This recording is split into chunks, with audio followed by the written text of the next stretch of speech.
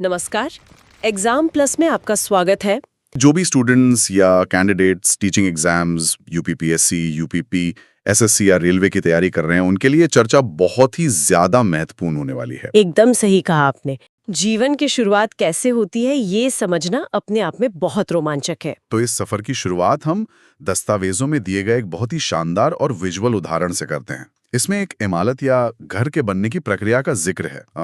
जब हम कोई विशाल इमारत देखते हैं तो उसकी सबसे छोटी इकाई क्या होती है? एक ईंट। बिल्कुल, एक ईंट। जब कई ईंटों को एक खास तरीके से जोड़ा जाता है तो एक दीवार खड़ी होती है। फिर दीवारों को मिलाने से एक कमरा बनता है। जी हाँ। और अंत में कई कमरों को व्यवस्थित रूप से जोड़ने से एक पूरा का पूरा घर तैयार हो जाता है। जीव विज्ञान के नजरिए से देखें तो हमारा शरीर भी बिल्कुल इसी पैटर्न पर काम करता है। एकदम इसी पैटर्न पर। शरीर रूपी इस घर में कोशिका सबसे छोटी ईंट है। हाँ। जब एक ही तरह का काम करने वाली कई कोशिकाएं आपस में मिलती हैं तो ऊतक यानी टिश्यू बनते हैं। फिर इन ऊतकों के मिलने से अंग या ऑर्गन बनते हैं, जैसे हमारा दिल हो गया, फेफड़े हो गए। और फिर ये सारे अंग मिलकर एक पूरा तंत्र बनाते हैं जिससे ये जीवित शरीर अस्तित्व में आता है। एक निर्जीव ईंट से लेकर सांस लेते शरीर तक का ये सफर मतलब वाकई बहुत अद्भुत है। अद्भुत है, लेकिन यहाँ एग्जाम के पॉइंट ऑफ व्यू से एक बहुत ही जरूरी कॉन्सेप्ट क्लियर करना चाहूंगा। जी बताइए। ईंट और घर का उदाहरण ढांचा समझने के लिए तो बेहतरीन है, लेकिन वैज्ञानिक दृष्टिकोण से इस ईंट का काम केवल ढांचा खड़ा करना नहीं है। इसीलिए विज्ञान में कोशिका को जीवधारियों की आधारभूत संरचनात्मक एवं क्रियात्मक इकाई कहा जाता है। संरचनात्मक और क्रियात्मक, basic structural and functional unit. बिल्कुल, संरचनात्मक का मतलब तो वही है जो ईंट करती है, यानी शरीर को एक भौतिक ढांचा देना। लेकिन सबसे बड़ा अंतर क्रियात्मक शब्द में है, यानी फंक्शनल होने में। जी। एक घर की ईंट कोई काम नहीं करती, वो बस रखी रहती है। लेकिन हमारे शरीर की ये सूक्ष्म ईंट यानी सेल अपने आप में एक पूरा का पूरा कारखाना है। ऊर्जा बनाना, पोषण लेना, वेस्ट को बाहर निकालना, ये सारे काम सबसे पहले कोशिका के स्तर पर ही होते हैं। इसीलिए ये एक क्रियात्मक इकाई है। और नोट्स में ये भी स्पष्ट है कि विज्ञान की जिस शाखा में कोशिका का अध्ययन होता है उसे साइटोलॉजी कहते हैं। साइटोलॉजी, ये एसएससी और रेलवे के एग्जाम्स में सीधा पूछा जाने वाला सवाल है। तो अब ये सवाल उठता है कि इस सक्रिय कारखाने को सबसे पहले देखा किसने? इतिहास के पन्नों में वर्ष 1665 का बहुत महत्व है।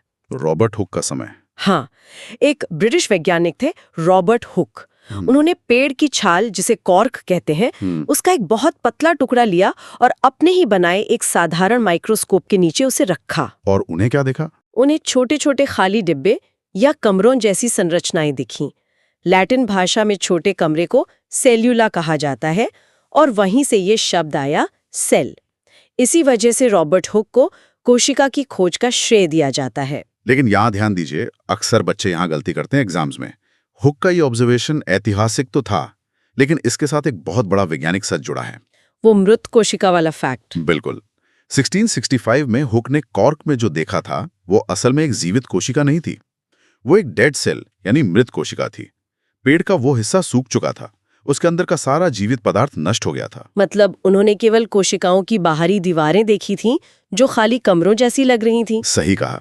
लेकिन चूंकि उन्होंने ही सबसे पहले इस ढांचे को दुनिया के सामने रखा और इसे सेल नाम दिया, इसलिए उन्हें फादर ऑफ साइटोलॉजी कहा जाता है। तो अगर रॉबर्ट हुक ने केवल खाली ढांचा देखा था तो पहली बार किसी ने जीवित कोशिका को काम करते हुए कब देखा? ये भी एक बहुत ही बेहतरीन सवाल है।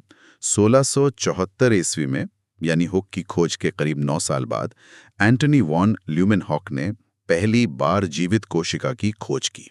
उन्होंने तालाब के पानी की एक बूंद को अपने उन्नत माइक्रोस्कोप के नीचे रखा था ना? जी हाँ, और उन्हें सूक्ष्म जीव तैरते हुए दिखाई दिए। ल्यूमेनहॉक की इस खोज ने साबित कर दिया कि एक पानी की बूंद में भी पूरी एक दुनिया है। यूपीपीएससी और टीचिंग एग्जाम्स में ये अंतर बहुत बार पूछा जाता है। मृत कोशिका पूछे तो रॉबर्ट हुक, जीवित कोशिका पूछे तो ल्यूमेनहॉक। ये बहुत ही शानदार तरीके से आपने समझाया। चलिए अब इतिहास से आगे बढ़ते हैं और उस सिद्धांत पर आते हैं जिसने जीव विज्ञान की पूरी समझ बदल दी, कोशिका सिद्धांत या सेल थ्योरी। स्लाइडन और श्वान का सिद्धांत। जी, 1838-39 में वनस्पति विज्ञानी एम जे श्लाइडन और जंतु विज्ञानी थियोडोर श्वान ने इसे दिया था। उन्होंने बताया कि पेड़ पौधे और जीव जंतु सब मूल रूप से कोशिकाओं से ही बने हैं। और इसको याद रखने के लिए आपके नोट्स में जो एबीसी ट्रिक दी गई है वो बहुत ही कमाल की है। हाँ, वो एबीसी फ्रेमवर्क बहुत ही लॉजिकल है। चलिए इसे डिकोड करते हैं। पहला है ए, जिसका अर्थ है ऑल या सभी। इसका मतलब है कि पृथ्वी पर मौजूद सभी जीवित प्राणी कोशिकाओं से बने हैं, चाहे विशाल वेल हो या छोटा सा घास का तिनका, सब इसी नियम से बंधे हैं। फिर आता है बी, जिसका अर्थ है बेसिक या आधार। कोशिका जीवन की सबसे मूल इकाई है। जी, अगर आप कोशिका को उसके अंदरूनी हिस्सों में तोड़ देंगे तो वे हिस्से अपने आप में जीवित नहीं कहलाएंगे। जीवन होने के लिए कम से कम एक पूरी कोशिका का होना जरूरी है। बिल्कुल। और अब आता है तीसरा और शायद सबसे अहम स्तंभ, सी, जिसका अर्थ है सेल फ्रॉम सेल, यानी कोशिका से कोशिका का बनना। ये विज्ञान में एक भूचाल था। उस समय लोग सोचते थे कि जीवन अचानक निर्जीव चीजों से बन सकता है, जैसे सड़े मांस से कीड़े बन जाना। हाँ, लेकिन इस सिद्धांत ने साफ कर दिया कि कोई भी नई कोशिका जादू से हवा में प्रकट नहीं होती। नई कोशिकाएं हमेशा पहले से मौजूद पुरानी कोशिकाओं के विभाजन से, मतलब टूटने से ही बनती हैं। 1 से 2, 2 से 4। बिल्कुल, और हर जीव की शुरुआत सिर्फ एक अकेली कोशिका से ही होती है। तो कुछ जीव एक कोशिकीय होते हैं, जैसे अमीबा, और कुछ हमारे जैसे अरबों कोशिकाओं वाले। जी, और इस पूरी टीम को कंट्रोल करता है केंद्रक या न्यूक्लियस। सही कहा। अब बात आ ही गई है अरबों खरबों कोशिकाओं की, तो जरा इनके आकारों की बात कर लेते हैं। यहां से सीधे फैक्चुअल सवाल बनते हैं आपके एग्जाम्स में। हाँ, दुनिया की सबसे छोटी और सबसे बड़ी कोशिका वाला फैक्ट। जी, पूरी दुनिया में सबसे छोटी कोशिका माइकोप्लाज्मा नाम के बैक्टीरिया की होती है। ये इतनी छोटी है कि साधारण माइक्रोस्कोप से भी नहीं दिखती। और दुनिया की सबसे बड़ी एकल कोशिका है शुतुरमुर्ग का अंडा या ऑस्ट्रिच एग। बिल्कुल। अब अगर हम इसे मानव शरीर के संदर्भ में देखें तो चीजें और भी इंटरेस्टिंग हो जाती हैं। मानव शरीर में सबसे छोटी कोशिका पुरुष का शुक्राणु यानी स्पर्म होता है, और सबसे बड़ी कोशिका महिला का अंडाणु यानी ओवम, क्योंकि उसमें नए जीवन के लिए पोषण जमा होता है। एकदम सही। लेकिन मानव शरीर में एक और कैटेगरी है जो एग्जाम्स में बहुत कंफ्यूज करती है, सबसे लंबी कोशिका, तंत्रिका कोशिका या न्यूरॉन। जी हाँ, ये हमारे मस्तिष्क और तंत्रिका तंत्र का हिस्सा है। एक न्यूरॉन 1 मीटर तक लंबा हो सकता है। 1 मीटर एक कोशिका के लिए तो बहुत ज्यादा है। इसका काम ही ऐसा है, इसे शरीर के एक हिस्से से दूसरे हिस्से तक, जैसे पैर के अंगूठे से दिमाग तक, सिग्नल्स पहुंचाने होते हैं, एक लंबे टेलीफोन के तार की तरह। मतलब जैसी जरूरत वैसी संरचना। बिल्कुल। अब तक हमने कोशिका को बाहर से समझा, अब जरा कोशिका के भीतर झांकते हैं। इन नोट्स में कोशिका को एक पूरी सिटी या शहर की तरह दिखाया गया है, जहां अलग अलग विभाग काम कर रहे हैं। हाँ, 10 मुख्य अंगों का जिक्र है। तो शुरुआत करते हैं इस शहर की सीमा से, यानी कोशिका झिल्ली या सेल मेम्ब्रेन से। जी, सबसे पहली बात जो स्टूडेंट्स को याद रखनी है, ये जंतुओं और पादपों यानी एनिमल और प्लांट दोनों में पाई जाती है। इसे अर्धपारगम्य झिल्ली या सेमी परमिएबल मेम्ब्रेन कहते हैं। नोट्स में से कोशिका का दरबान या गार्ड कहा गया है। बहुत ही सटीक एनालॉजी है। जिस तरह एक गार्ड चेक करता है कि कौन अंदर जाएगा और कौन नहीं, ये झिल्ली भी वही करती है। ये सिर्फ पानी, ऑक्सीजन और जरूरी पोषक तत्वों को अंदर जाने देती है और हानिकारक चीजों को बाहर रोक देती है। जी, इसीलिए ये चुनिंदा चीजों के लिए ही पारगम्य है। अब इसी से जुड़ी दूसरी संरचना है कोशिका भित्ति या सेल वॉल। यहाँ जंतुओं और पादपों में बहुत बड़ा अंतर देखने को मिलता है। बिल्कुल, कोशिका भित्ति जंतुओं में बिल्कुल नहीं पाई जाती, इंसानों में ये नहीं होती। यह सिर्फ पौधों में होती है और सेल्यूलोज की बनी होती है।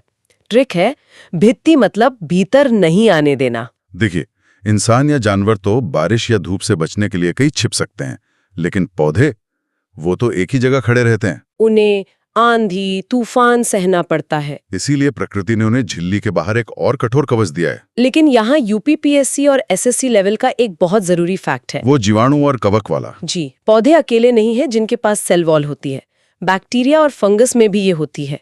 लेकिन पौधों की भित्ति सेल्यूलोज से बनती है, जीवाणु यानी बैक्टीरिया की भित्ति पेप्टिडोग्लाइकन से बनती है पेप्टिडोग्लाइकन। और कवक यानी फंगस की भित्ति काइटिन से बनती है। ये अक्सर मैचिंग वाले सवालों में आता है, तो इसे जरूर ध्यान में रखें।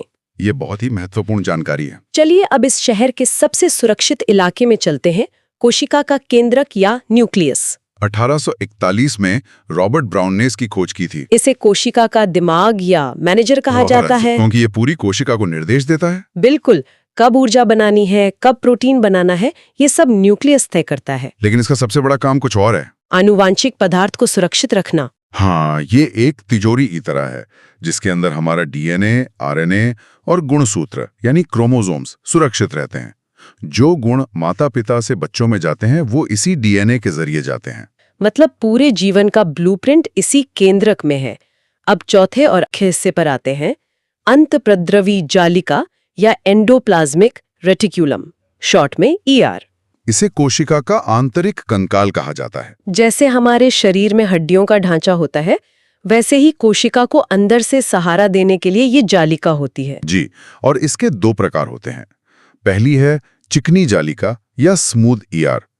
इसका काम है फैट यानी वसा और कार्बोहाइड्रेट बनाना। और दूसरी है खुरदरी जालिका या रफ ईआर। इसे खुरदरी इसलिए कहते हैं क्योंकि इसके ऊपर राइबोसोम चिपके होते हैं। और जीव विज्ञान में राइबोसोम का मतलब है प्रोटीन की फैक्ट्री, जहां प्रोटीन का निर्माण होता है। बिल्कुल। रफ ईआर पर बहुत सारे राइबोसोम होते हैं, तो ये पूरी कोशिका के लिए प्रोटीन बनाती है। ये वाकई हैरान करने वाला है कि ये सब इतने छोटे स्तर पर हो रहा है जिसे हम अपनी आंखों से देख तक नहीं सकते। फैक्ट्री को चलाने के लिए सबसे ज्यादा किस चीज की जरूरत होती है? ऊर्जा की, पावर की। बिल्कुल। और यही एंट्री होती है सबसे प्रसिद्ध अंग की, माइटोकॉन्ड्रिया। इसका निकनेम तो शायद बचपन से ही सबको याद रहता है, कोशिका का पावर हाउस या ऊर्जा गृह। हाँ, लेकिन सोर्सेज में इसकी हिस्ट्री इतनी डिटेल में थी, उसने मुझे बहुत अट्रैक्ट किया। इसकी खोज आखिर हुई कैसे थी? इसका इतिहास बड़ा ही दिलचस्प है और परीक्षाओं के लिए बेहद महत्वपूर्ण भी। माइटोकॉन्ड्रिया को रातों रात अपना वर्तमान नाम नहीं मिला था। तो सबसे पहले किसने देखा इसको? 1880 में सबसे पहले कोलिकर नाम के वैज्ञानिक ने इसे कीटों की रेखित पेशियों में खोजा था। उन्होंने देखा कि कुछ ऐसी संरचनाएं हैं जो ऊर्जा उत्पादन से जुड़ी हैं। 1880 में कोलिकर। फिर उसके एक दशक बाद 1890 में ऑल्टमन ने इसका और गहराई से अध्ययन किया और उन्होंने इसे नाम दिया बायोब्लास्ट, यानी इसे वो नाम दिया जिसे आज पूरी दुनिया जानती है, माइटोकॉन्ड्रिया। तो कोलिकर, ऑल्टमन और बेंडा, ये तीन नाम एग्जाम के नजरिए से एक पूरी टाइमलाइन बनाते हैं। हाँ, और स्टूडेंट्स को ये टाइमलाइन ध्यान में रखनी चाहिए। अब अगर इसकी संरचना की बात करें तो स्रोतों में बताया गया है कि ये दोहरी झिल्ली वाली रचना है, डबल मेम्ब्रेन, और इसमें एक विशेष शब्द का जिक्र है, क्रिस्टे। हाँ, क्रिस्टे। माइटोकॉन्ड्रिया की अंदरूनी झिल्ली में जो उंगली के समान उभार होते हैं उन्हें क्रिस्टे कहते हैं। पर मेरे दिमाग में ये सवाल था कि ये उभार होते क्यों हैं? झिल्ली सीधी क्यों नहीं होती? यही तो प्रकृति की इंजीनियरिंग का कमाल है। ये उभार या फोल्ड्स इसलिए होते हैं ताकि माइटोकॉन्ड्रिया के अंदर का सरफेस एरिया यानी सतह का क्षेत्रफल बढ़ सके। अच्छा, सरफेस एरिया बढ़ाने के लिए। क्षेत्रफल जितना ज्यादा होगा, ऊर्जा बनाने की प्रक्रिया उतनी ही तेज और प्रभावी होगी। और यहीं पर असली जादू होता है। माइटोकॉन्ड्रिया के अंदर कोशिकीय श्वसन होता है, सेल्यूलर रेस्पिरेशन, जिसमें खाए गए भोजन का ऑक्सीजन की उपस्थिति में ऑक्सीकरण होता है। और इस पूरी प्रक्रिया के परिणाम स्वरूप एटीपी के रूप में ऊर्जा बनती है। एटीपी यानी एडेनोसिन ट्राइफॉस्फेट। स्रोतों में इसे शरीर की ऊर्जा की मुद्रा या एनर्जी करेंसी कहा गया है। बिल्कुल, जैसे बाजार में कुछ भी खरीदने के लिए पैसे की जरूरत होती है ना, वैसे ही शरीर में कोई भी काम करने के लिए एटीपी की जरूरत होती है। इसे याद रखने की एक बहुत ही मजेदार ट्रिक भी है। मिटो का अर्थ वैसे तो ग्रीक भाषा में धागा होता है, लेकिन बोलचाल में इसे माइटी यानी मजबूत या शक्तिशाली से जोड़कर याद रखा जा सकता है। वाह, ये ट्रिक काफी अच्छी है। जहां शक्ति है वहां ऊर्जा है और वही पावर हाउस है। एकदम। अब माइटोकॉन्ड्रिया ने ऊर्जा तो बना दी, लेकिन उस ऊर्जा का इस्तेमाल करके फैक्ट्री में माल भी तो बनाना है। सही बात है, शरीर को लगातार मरम्मत और विकास की जरूरत होती है। तो अब सवाल यह है कि वो माल यानी प्रोटीन बनता कहाँ है? इसका जवाब है राइबोसोम। राइबोसोम, जिसका निकनेम है प्रोटीन की फैक्ट्री। हाँ, इसकी खोज जॉर्ज ई पलेडी ने की थी। ये कोशिका का सबसे छोटा अंग है, लेकिन इसका काम बहुत बड़ा है। और ये बनता किस चीज से है? ये आरएनए यानी राइबोन्यूक्लिक एसिड और प्रोटीन से मिलकर बना होता है।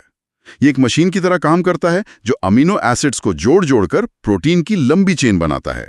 तो जैसा कि इसके नाम से ही साफ है, इसका मुख्य काम प्रोटीन का संश्लेषण करना है, प्रोटीन सिंथेसिस। पर अब जब फैक्ट्री में माल बन गया है तो उसे सही जगह पहुंचाना भी जरूरी है। बिल्कुल। शरीर के किस हिस्से को कौन सा प्रोटीन चाहिए, ये तय करने और उसे वहां भेजने का काम कौन करता है? यहीं पर गोल्जी बॉडी यानी गोल्जी काय का काम शुरू होता है। इसे कोशिका का ट्रैफिक पुलिस या पोस्ट ऑफिस कहा जाता है। इसका मुख्य काम पदार्थों का परिवहन यानी ट्रांसपोर्ट करना और उनकी पैकेजिंग करना है।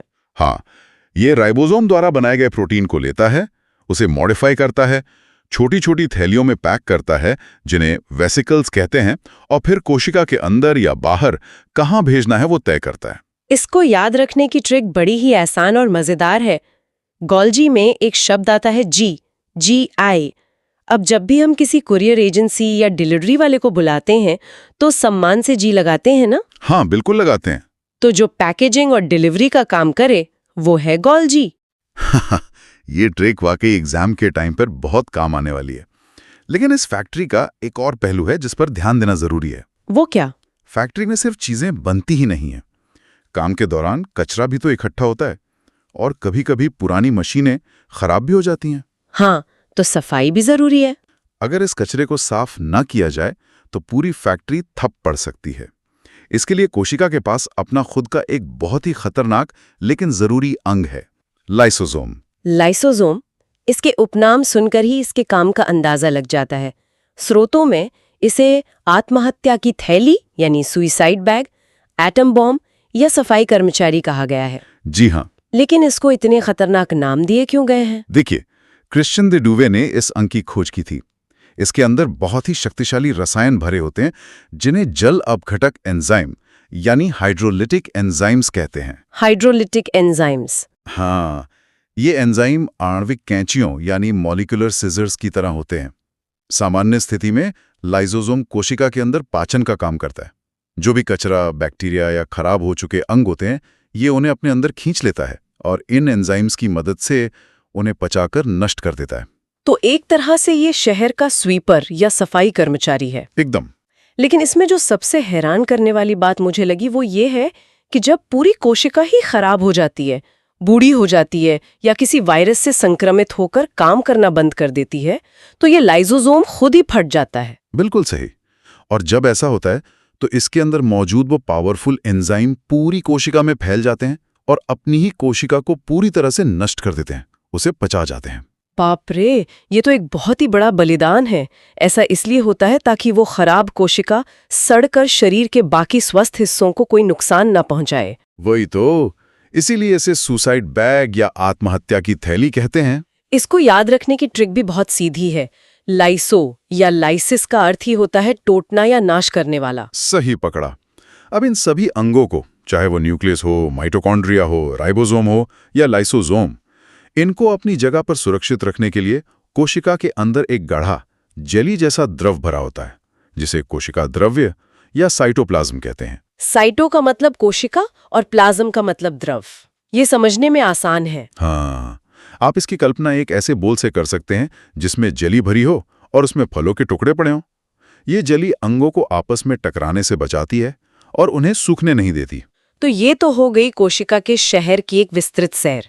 लेकिन अब बारी है एक महामुकाबले की। महामुकाबला? हाँ, जंतु कोशिका यानी एनिमल सेल बनाम पदार्थ कोशिका यानी प्लांट सेल। आइए देखते हैं कि मनुष्य और जानवरों की कोशिकाओं में और पेड़ पौधों की कोशिकाओं में क्या समानताएं हैं और क्या बड़े अंतर हैं, क्योंकि एग्जाम्स में डिफरेंसेस बहुत पूछते हैं। सबसे पहले समानताओं की बात कर लेते हैं। देखिए, दोनों ही यूकैरियोटिक यानी पूर्ण विकसित कोशिकाएं हैं, इसलिए दोनों में कोशिका झिल्ली, माइटोकॉन्ड्रिया, राइबोसोम, न्यूक्लियस और गोल्जी बॉडी समान रूप से पाए जाते हैं। दोनों को ऊर्जा चाहिए, दोनों को प्रोटीन चाहिए। पर जब इन्हें माइक्रोस्कोप के नीचे देखा जाता है तो इनका आकार एकदम अलग दिखता है। जंतु कोशिका आमतौर पर गोल या अनियमित आकार की होती है, जबकि पदार्थ कोशिका का आकार चौकोर या आयताकार होता है, स्क्वायर या रेक्टेंगुलर, ऐसा क्यों? इसका कारण बहुत ही तार्किक है। पदार्थ कोशिकाओं के बाहर एक बहुत ही कठोर और निर्जीव परत होती है जिसे कोशिका भित्ति या सेल वॉल कहते हैं। और ये किस चीज की बनी होती है? ये मुख्य रूप से सेल्यूलोज की बनी होती है। आप कुछ ऐसे विशेष अंगों की बात करते हैं जो केवल जंतु कोशिका में पाए जाते हैं, जिन्हें हम एनिमल स्पेशलिस्ट्स कह सकते हैं। इनमें सबसे पहला नाम आता है तारकाय का, जैसे अंग्रेजी में सेंट्रोसोम कहते हैं। सेंट्रोसोम बहुत ही महत्वपूर्ण अंग है। ये केंद्रक के पास स्थित एक बेलन जैसी रचना होती है। और इसका काम क्या होता है? इसका काम है कोशिका विभाजन यानी सेल डिवीजन करना। जैसे जब शरीर में चोट लग जाती है ना, तो घाव को भरने के लिए नई कोशिकाओं की जरूरत होती है। ये तरकाय स्पिंडल फाइबर्स बनाता है जो एक कोशिका को 2 हिस्सों में बांटकर नई कोशिकाओं का निर्माण करने में मदद करते हैं। इसे याद रखने की ट्रिक मेरे पास है। तारा बनकर चमकना यानी एक नया जीवन बनाना या नई कोशिका का निर्माण करना। वाह! जंतु कोशिका में एक और बहुत ही विशेष संरचना होती है, सीलिया और फ्लैजिला। ये मुख्य रूप से कोशिका को गति यानी मूवमेंट प्रदान करने के लिए उत्तरदायी होते हैं। हाँ, इसमें जो फ्लैजिला होता है वो एक लंबी चाबुक या पूंछ जैसी संरचना होती है जो कुछ कोशिकाओं को तैरने या आगे बढ़ने में मदद करती है। वहीं सिलिया छोटी बाल जैसी संरचनाएं होती हैं जो कोशिका की पूरी बाहरी सतह पर मौजूद होती हैं। ये चीजों को ढकेलने का काम करती हैं। यहाँ स्रोतों में दी गई एक बहुत ही महत्वपूर्ण चेतावनी पर ध्यान देना जरूरी है। परीक्षा के लिहाज से जो सबसे ज्यादा याद रखने वाली बात है वो ये है कि सीलिया और फ्लैजिला पादप कोशिका में बिल्कुल नहीं पाए जाते हैं। एकदम सही कहा। ये केवल जंतु कोशिका का हिस्सा है, क्योंकि पौधों को एक जगह से दूसरी जगह तैरकर जाने की जरूरत तो होती नहीं है। सही बात है। तो अब बात करते हैं प्लांट स्पेशलिस्ट्स की, यानी उन अंगों की जो केवल पेड़ पौधों की कोशिकाओं में पाए जाते हैं। इसमें पहला नाम है रसधानी यानी वैक्यूल्स का। देखिए, जंतुओं में भी रसधानी होती है, लेकिन वो बहुत ही छोटी होती है। इसके विपरीत पादप कोशिका में ये इतनी विशाल होती है कि ये कोशिका के केंद्र में एक बहुत बड़ी जगह घेर लेती है। हाँ, ये तथ्य तो सच में हैरान करने वाला था कि पौधे की कोशिका का लगभग 65% हिस्सा सिर्फ जल भंडारण यानी वाटर स्टोरेज के लिए होता है। बिल्कुल, ये एक निर्जीव रचना है जिसके अंदर कोशिका रस या सेल सैप भरा होता है। इस रस में पानी, खनिज लवण और कार्बोहाइड्रेट्स मौजूद होते हैं। लेकिन पौधों को इतने बड़े वाटर टैंक की जरूरत क्यों होती है? ताकि वो टर्जिड या तने हुए रह सकें। आपने देखा होगा, जब पौधे को पानी नहीं मिलता तो वो मुरझा जाता है। वो इसीलिए क्योंकि यही रसधानी सिकुड़ जाती है। ओ, अब समझ आया। और पादप कोशिका का जो सबसे खास अंग है, जिसके बिना पृथ्वी पर जीवन की कल्पना भी मुश्किल है, वो है लवक यानी प्लास्टिड्स। ये केवल और केवल पादप कोशिकाओं में पाए जाते हैं। हाँ, और एग्जाम के दृष्टिकोण से ये याद रखना बहुत आवश्यक है कि इन्हें मुख्य रूप से 3 प्रकारों में बांटा गया है। यहाँ से सीधे सवाल बनते हैं एसएससी और यूपीपीएससी में। तो चलिए इन तीनों लवकों को विस्तार से समझते हैं। पहला कौन सा है? पहला है हरित लवक यानी क्लोरोप्लास्ट। नाम से ही स्पष्ट है, ये हरे रंग का होता है क्योंकि इसमें पर्णहरित या क्लोरोफिल मौजूद होता है। ये सिर्फ एक रंग नहीं है, बल्कि ये एक सोलर पैनल की तरह काम करता है। और इसी हरित लवक की मदद से पौधे सूर्य के प्रकाश को सोखते हैं और प्रकाश संश्लेषण यानी फोटोसिंथेसिस की प्रक्रिया द्वारा पानी और कार्बन डाइऑक्साइड को मिलाकर अपना भोजन खुद बनाते हैं। सही कहा, क्योंकि यहाँ पूरी कोशिका का भोजन बनता है, इसीलिए हरित लवक को पादप कोशिका की रसोई या kitchen of the plant cell भी कहा जाता है। किचन ऑफ द सेल, ये निकनेम तो आसान है। और दूसरा प्रकार? दूसरा है अवर्णित लवक यानी ल्यूकोप्लास्ट। अवर्णित का मतलब है जिसमें कोई रंग न हो, कलरलेस। अब जाहिर सी बात है, ये पौधे के उन हिस्सों में पाया जाएगा जहां सूरज की रोशनी बिल्कुल नहीं पहुंचती, जैसे कि पौधों की जड़ें या भूमिगत तने, राइट? बिल्कुल सही। इसका मुख्य काम भोजन बनाना नहीं है, क्योंकि यहाँ धूप नहीं है, बल्कि जो भोजन पत्तियों में बन चुका है, ये उसका भंडारण या स्टोरेज करता है। ये स्टार्च, प्रोटीन और वसा को भविष्य के लिए जमा करके रखता है। और तीसरा तथा सबसे आकर्षक प्रकार है वर्णित लवक यानी क्रोमोप्लास्ट। ये रंगीन लवक होता है जो फूलों और फलों को उनके सुंदर और आकर्षक रंग प्रदान करता है। हाँ, और प्रकृति ने ये रंग इसलिए बनाए हैं ताकि कीट और पक्षी इनकी तरफ आकर्षित हों और परागण यानी पॉलिनेशन तथा बीजों के फैलाव में मदद कर सकें। कॉम्पिटिटिव एग्जाम्स में यहाँ से बहुत ही सीधे और सटीक सवाल पूछे जाते हैं। जैसे स्रोतों में कुछ बहुत ही इंपॉर्टेंट एग्जाम्पल्स दिए गए हैं जो कैंडिडेट्स को नोट करने चाहिए। बिल्कुल, यहीं से तो सिलेक्शन तय होता है। जैसे एग्जाम में पूछा जाता है कि टमाटर का लाल रंग किस वजह से होता है। इसका सटीक जवाब है लाइकोपीन नामक वर्णक के कारण। एकदम सही, लाइकोपीन। इसी तरह गाजर का नारंगी या लाल रंग कैरोटीन के कारण होता है, और चुकंदर का जो गहरा लाल या बैंगनी रंग होता है वो बिटानिन के कारण होता है। ये तीन उदाहरण लाइकोपीन, कैरोटीन और बीटानिन ऐसे हैं जिन्हें हर परीक्षार्थी को अपने दिमाग में अच्छी तरह बैठा लेना चाहिए। अगर इस पूरी गहन चर्चा का निष्कर्ष निकाला जाए ना, तो कोशिका का हर अंग एक दूसरे पर कितनी बेहतरीन तरीके से निर्भर है ये साफ दिखाई देता है। वही तो, न्यूक्लियस आदेश देता है, माइटोकॉन्ड्रिया काम करने की ऊर्जा देता है, राइबोसोम प्रोटीन बनाता है, गोल्गी बॉडी उसे पैक करके ट्रांसपोर्ट करता है, और लाइसोसोम अंत में कचरा साफ करता है। बिल्कुल, ये एक ऐसा अद्भुत तालमेल है जो किसी भी इंसान द्वारा बनाई गई सबसे उन्नत और हाई टेक मशीन से भी कहीं ज्यादा परफेक्ट है। वाकई ये हैरान करने वाला है कि ये सूक्ष्म शहर कितनी परफेक्शन के साथ काम करता है। और आज इस चर्चा के लिए हमारे पास जो स्रोत मौजूद हैं वो बेहद खास हैं। अविकसित और पूर्ण विकसित कोशिकाओं के बीच का अंतर। हाँ, चार्ट्स में प्रोकैरियोटिक और यूकैरियोटिक कोशिकाओं की तुलना बहुत विस्तार से दी गई है। वहीं से शुरू करते हैं। तो जो प्रोकैरियोटिक कोशिकाएं होती हैं ना, वो विकास के क्रम में सबसे शुरुआती चरण में आती हैं। इन्हें आप अविकसित या अंडर डेवलप्ड कोशिकाएं कह सकते हैं। इनमें सबसे बड़ी कमी क्या होती है? सबसे बड़ी कमी ये होती है कि इनका केंद्रक यानी न्यूक्लियस पूरी तरह से विकसित नहीं होता। ये झिल्ली रहित होता है। झिल्ली रहित मतलब मेम्ब्रेनलेस? सही पकड़ा। इसका मतलब है कि इसके केंद्रक के चारों ओर कोई सुरक्षा परत या मेम्ब्रेन नहीं होती। जो जेनेटिक मटेरियल होता है वो बस ऐसे ही कोशिका के अंदर बिखरा रहता है। ओह, और शायद इसीलिए ये इतने छोटे होते हैं कि इन्हें देखने के लिए हमेशा माइक्रोस्कोप की ही जरूरत पड़ती है। वही तो।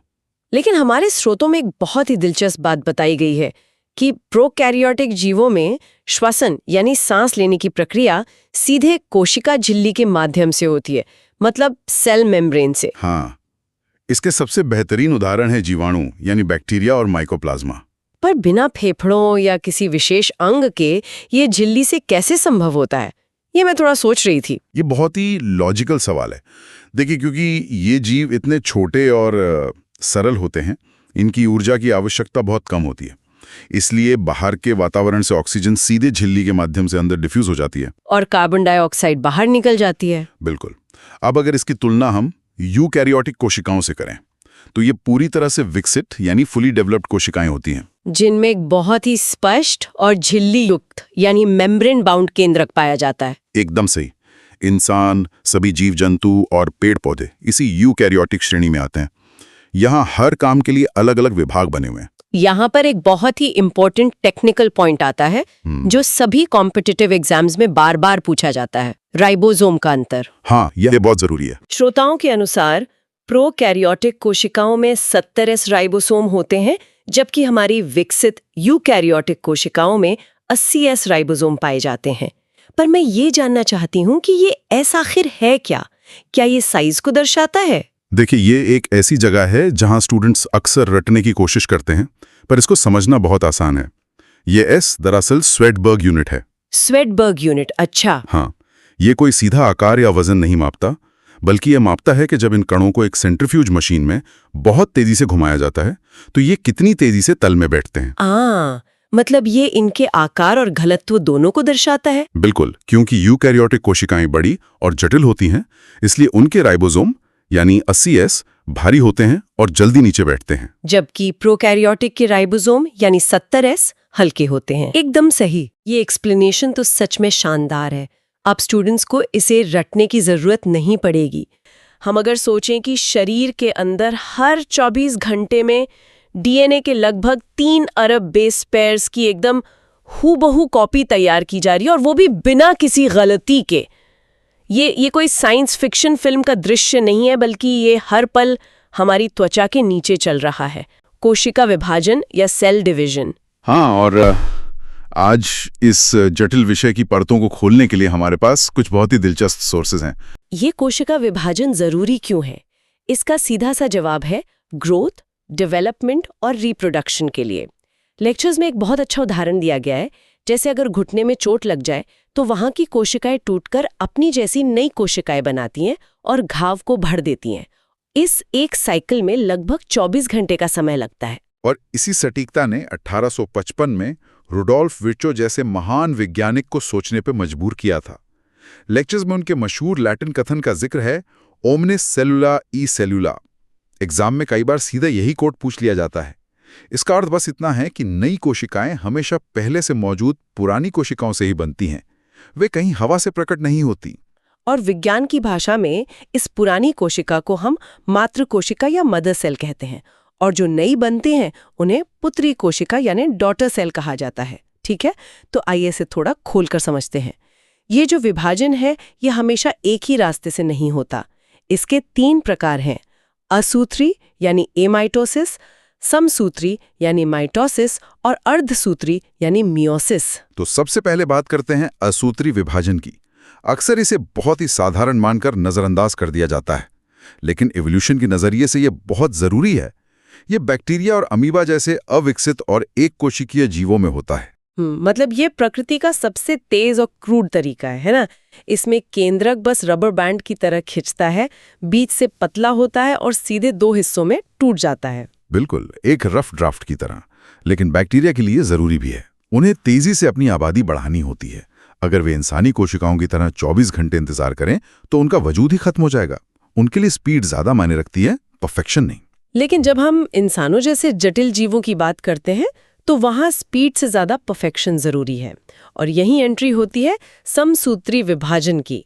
लेक्चर्स के अनुसार 1879 में वाल्थर फ्लेमिंग ने इसकी खोज की थी।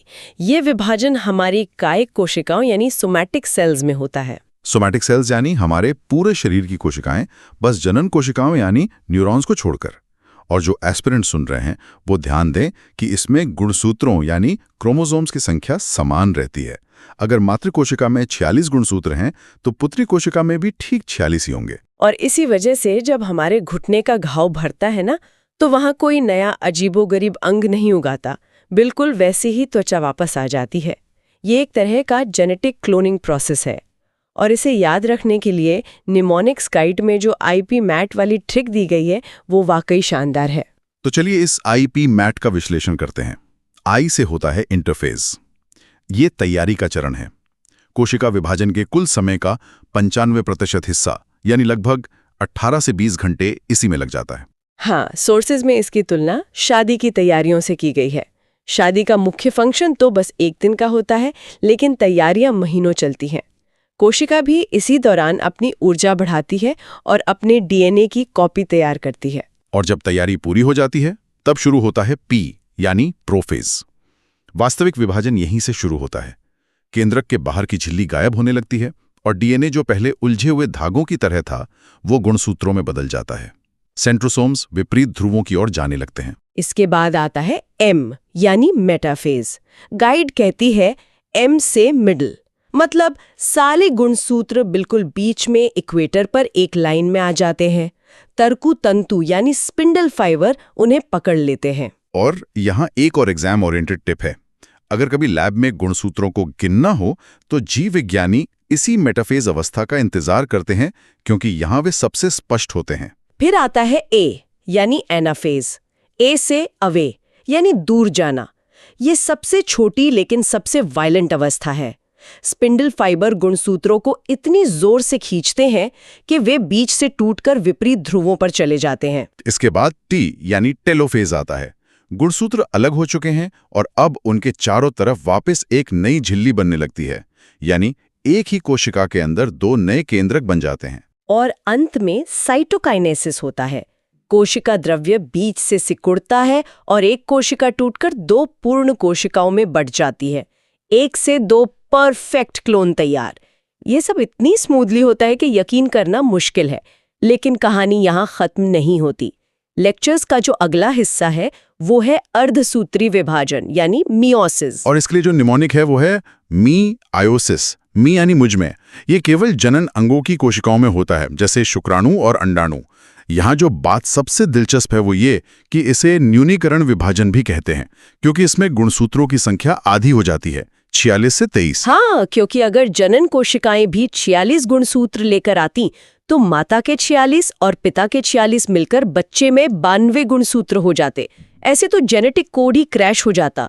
इसलिए ये आदि होना बहुत जरूरी है और ये 2 चरणों में होता है, मियोसिस 1 और मियोसिस 2, जिसके अंत में हमें एकमात्र कोशिका से 4 पुत्री कोशिकाएं मिलती हैं। इस पूरी प्रक्रिया का जो सबसे जटिल हिस्सा है वो है प्रोफेज 1।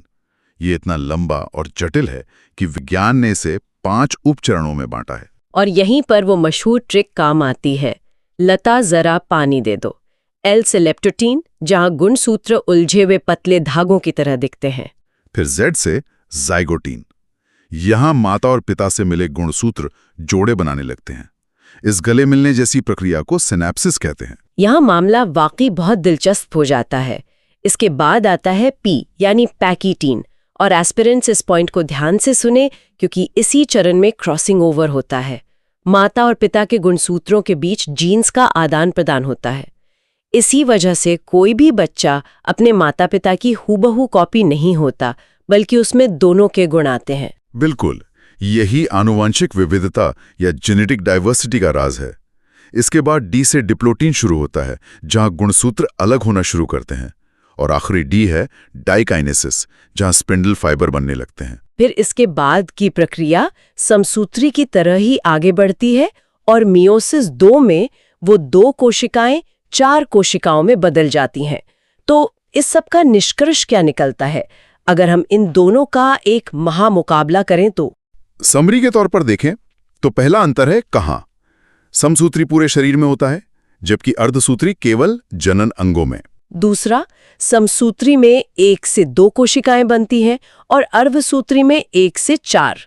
तीसरा, समसूत्री में गुणसूत्र समान रहते हैं, यानी 46, जबकि अर्धसूत्री में वे आधे होकर 23 रह जाते हैं। और चौथा अंतर, समसूत्री हूबहू कॉपी बनाता है क्योंकि कोई क्रॉसिंग ओवर नहीं होता, लेकिन अर्धसूत्री जेनेटिक विविधता लाता है क्योंकि क्रॉसिंग ओवर होता है। ये जानकारी सिर्फ एग्जाम पास करने के लिए नहीं है, ये समझने के लिए है कि हमारे शरीर का हर हिस्सा कैसे काम कर रहा है। कागज से कटी हुई उंगली का अपने आप ठीक हो जाना या एक ही माता पिता के बच्चों का अलग अलग दिखना, ये सब इन्हीं सूक्ष्म कोशिकाओं के विभाजन का चमत्कार है। आज के इस विश्लेषण में बस इतना ही। अगर वीडियो पसंद आया हो तो लाइक और शेयर जरूर करें, और चैनल पर नए हैं तो एग्जाम प्लस को सब्सक्राइब जरूर करें। जय हिंद।